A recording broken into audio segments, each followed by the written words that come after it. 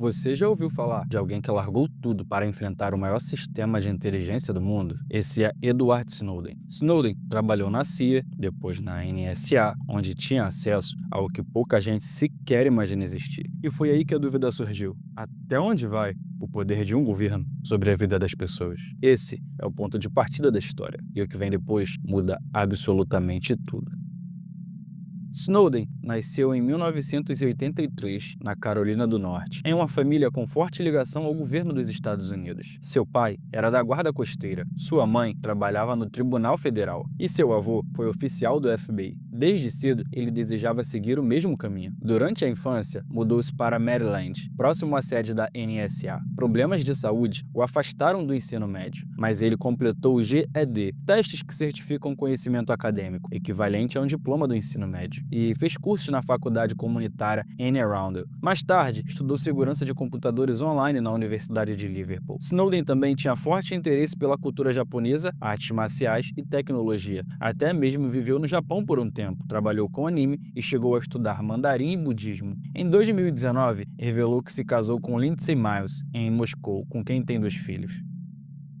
Snowden sentiu que tinha uma missão maior: ajudar as pessoas a se libertarem da opressão, especialmente durante a guerra no Iraque. Por isso, em 2004, ele se alistou no exército dos Estados Unidos e tentou entrar nas forças especiais, mas com a lesão na perna acabou interrompendo esse caminho. Logo depois, em 2005, Snowden trabalhou como agente de segurança em um centro de pesquisa afiliado à NSA, localizado na Universidade de Maryland. Apesar do lugar não ser oficialmente secreto, o trabalho exigia autorização de segurança muito alta. Ele passou por testes rigorosos, incluindo polígrafo e investigação de antecedentes.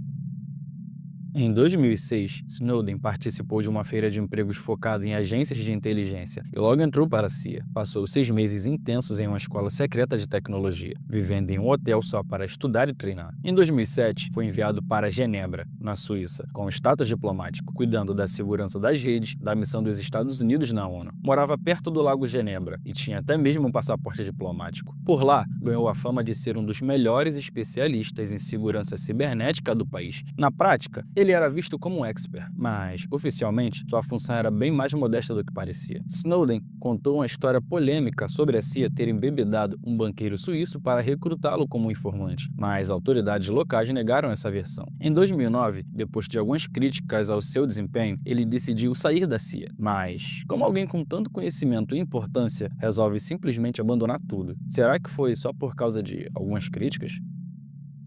Depois de sair da NSA em 2009, Snowden começou a trabalhar como contratado para a Dell, que gerencia sistemas para várias agências governamentais, incluindo a NSA. Ele chegou a instruir altos funcionários sobre como proteger suas redes de hackers. Nada mal, né? Durante esses anos, ele passou de supervisor de sistemas a estrategista cibernético e especialista em contra-inteligência, com experiências em lugares como Tóquio, Nova Delhi e Maryland. Em 2012, Snowden foi transferido para o Havaí, onde teve acesso a informações sensíveis da NSA. Foi lá que começou a baixar documentos que depois viriam a causar um furacão no mundo da espionagem. Em março de 2013, após um episódio que chamou de seu ponto de ruptura, quando viu o diretor de inteligência nacional, James Clapper, mentindo ao Congresso, Snowden saiu da Dell e aceitou um cargo na Booz Allen Hamilton, onde teria ainda mais acesso a dados sigilosos. Enquanto trabalhava na NSA, recebeu privilégios quase totais de administrador, podendo acessar praticamente tudo. Mesmo assim, recusou um convite para entrar na equipe de elite de hackers da agência. Snowden também foi acusado de enganar colegas para conseguir senhas, algo que ele negou veemente. Apesar de algumas controvérsias sobre seu currículo acadêmico, Snowden sempre afirmou que sua função era muito mais estratégica e sênior do que o governo americano tentava mostrar, alegando que chegou a trabalhar disfarçado em várias missões pelo mundo. Edward Snowden contou que morou entre 2007 e 2010 em Genebra, operando em sigilo com credenciais diplomáticas. Ele negou que era um simples consultor de tecnologia, acusou o governo americano de tentar negar sua experiência, depreciando sua imagem, e completou: eu colocava sistemas para funcionar em favor dos Estados Unidos. Eu fiz isso em todos os níveis da inteligência, da mais baixa até a mais alta. Um momento marcante foi quando ele percebeu como era comum analistas jovens compartilharem fotos e dados pessoais de alvos, algo que ele considerou antiético e que nunca foi relatado oficialmente. Snowden se vê e é amplamente reconhecido como um denunciante, alguém que revela informações sigilosas por entender que é seu dever moral. Ele afirmou ter tentado alertar vários colegas e supervisores sobre as práticas ilegais da NSA, mas ninguém quis agir, por medo de consequências. E Snowden disse que fez várias tentativas por e-mail e pessoalmente para chamar a atenção das autoridades, mas foi instruído a manter o silêncio. Por outro lado, a NSA e autoridades dos Estados Unidos negam que Snowden tenha feito essas reclamações formalmente, pois alegam ter encontrado apenas um e-mail onde ele questionava questões legais, e não há registros oficiais de que ele tenha formalizado suas preocupações. Apesar de ser chamada de denunciante pela imprensa, o reconhecimento legal dessa condição é um tanto controverso, já que um relatório parcial do Congresso dos Estados Unidos concluiu que Snowden não se enquadrava na definição oficial de denunciante, conforme a lei de proteção vigente, que diz que o funcionário da comunidade de inteligência deve relatar preocupações urgentes ao inspetor-geral da agência, que, por sua vez, pode encaminhá-las ao Congresso caso considere a denúncia urgente e confiável. Vale ressaltar que Snowden não era um funcionário público, mas sim um prestador de serviço terceirizado. Entretanto, a discussão sobre seu status permanece complexa e dividida. O tamanho exato dos documentos que Snowden vazou ainda é incerto. Autoridades australianas estimam que ele tenha levado mais de 15 mil arquivos relacionados à inteligência australiana, enquanto fontes britânicas falam em pelo menos 58 mil documentos do Reino Unido. Já o diretor da NSA, Keith Alexander, disse inicialmente que o volume estava entre 50 mil e 200 mil arquivos da própria agência. Em 2014, o Washington Post detalhou que Snowden entregou cerca de 160 mil conversas de e-mails e mensagens, além de quase 8 mil documentos retirados de mais de 11 mil contas online. Ainda mais impressionante, um relatório desclassificado em 2015 revelou que Snowden levou 900 mil arquivos do Departamento de Defesa, mais do que os que teria copiado da NSA. Em março de 2014, o general Martin Dempsey, então presidente do Estado-Maior Conjunto dos Estados Unidos, deixou claro para o Congresso que a maior parte dos documentos que Snowden levou não estava ligada à vigilância doméstica, mas sim às capacidades militares do país, suas operações, táticas e segredos estratégicos. The vast majority of the documents that Mr. Snowden exfiltrated from our highest levels of security, the vast majority, had nothing to do with exposing government oversight of domestic activities. The vast majority of those were related to our military capabilities, operations, tactics, techniques and procedures. Já o ex-diretor da NSA, Keith Alexander, afirmou que não há como contar com precisão, mas Snowden pode ter copiado mais de 1 milhão de documentos. Um relatório de 2016 chegou perto disso, estimando 1,5 milhão.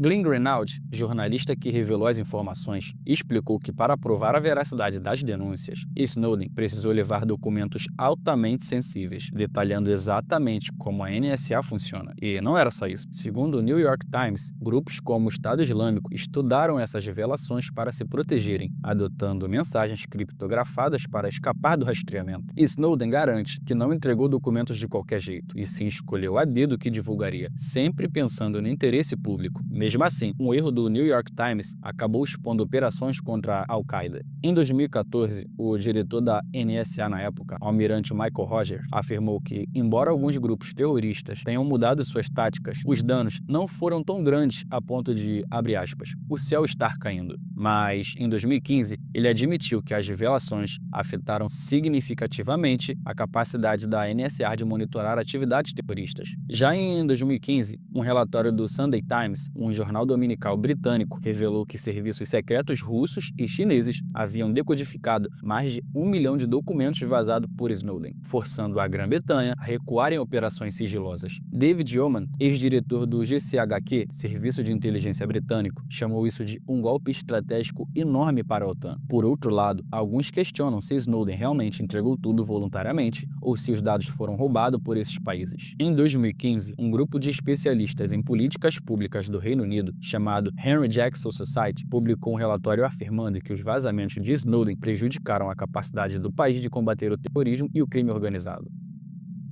A decisão de Edward Snowden de expor programas de vigilância do governo não aconteceu do dia para a noite. ela foi se formando ao longo do tempo, especialmente após sua experiência em Genebra em 2007, quando trabalhava para a CIA. Anos depois, em 2013, Snowden iniciou contato com o jornalista Glenn Greenwald, já mencionado anteriormente. Ele acompanhava o trabalho de Greenwald e sabia que ele era um dos jornalistas mais críticos ao sistema de vigilância dos Estados Unidos. Por isso, decidiu contatá-lo usando o pseudônimo Cincinnatus. Mas quando Greenwald achou complicada a criptografia dos e-mails, Snowden procurou a documentarista Laura Poitras, já conhecida por seu trabalho com outro denunciante da NSA, ex-oficial de inteligência. Snowden confiou em Poitras por causa de um artigo que mostrava como ela já vinha sendo vigiada pelo governo. Com isso, ele passou a enviar documentos criptografados sob o codinome Verax, que significa, abre aspas, aquele que diz a verdade. Mesmo antes da primeira publicação, ele já sabia o risco que corria. Em um dos e-mails, escreveu: "Entendo que isso marcará o meu fim."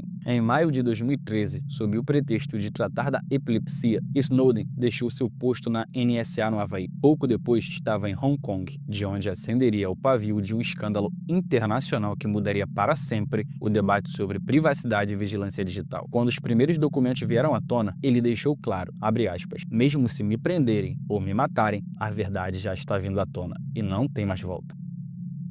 Durante sua estadia em Hong Kong, Snowden permaneceu hospedado em um hotel da cidade, enquanto os primeiros artigos baseados nos documentos confidenciais começavam a ser publicados por Glenn Greenwald e Laura Poitras. O pontapé inicial veio pelo The Guardian, em 5 de junho. Segundo o jornalista Greenwald, Snowden teria repassado entre 9 e 10 mil arquivos confidenciais.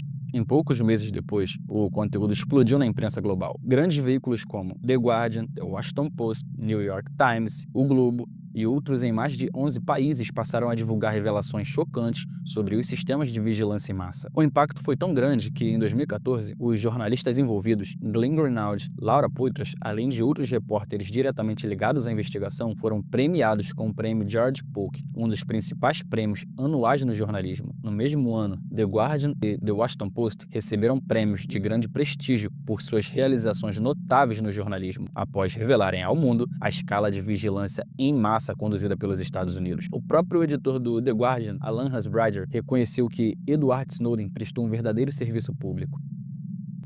A partir de junho de 2013, a publicação contínua dos documentos vazados por Edward Snowden revelou algo que chocou o mundo inteiro: a existência de um sistema global de espionagem, coordenado principalmente pela NSA, com a colaboração de seus parceiros do chamado grupo Five Eyes, em tradução literal, 5 olhos, que inclui outros 4 países: Austrália, Reino Unido, Nova Zelândia e Canadá.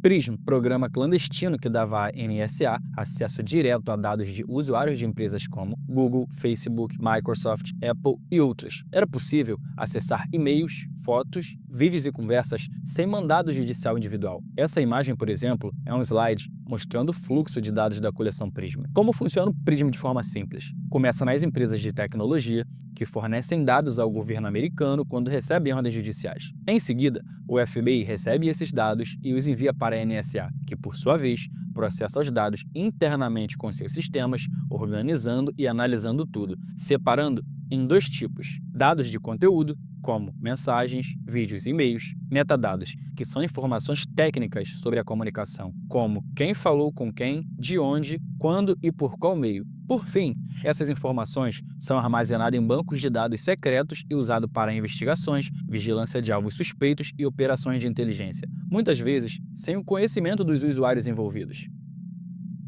Tempora, um sistema de computador anteriormente secreto usado pelo Quartel-General de Comunicações do governo britânico, GCHQ, que interceptava dados diretamente de cabos de fibra óptica submarinos. Como funciona o Tempora resumidamente? Começa nos cabos de fibra óptica submarinos, por onde passam comunicações globais. O GCHQ intercepta esses dados diretamente dos cabos. Os dados são coletados em massa, tanto de cidadãos estrangeiros quanto britânicos. O sistema armazena temporariamente os dados e, assim como no PRISM, são separados em 2 tipos, como dados de conteúdo e metadados. Outros programas revelados que também agem de forma semelhante são CaseCore, ferramenta que permitia aos analistas da NSA vasculhar praticamente tudo o que uma pessoa fazia na internet, em tempo real. Musclor, operação que permitia à NSA e ao GCHQ grampear centro de dados do Google e do Yahoo sem que essas empresas soubessem. Boundless Informant, ferramenta que contava e categorizava as informações coletadas no mundo todo. Baron,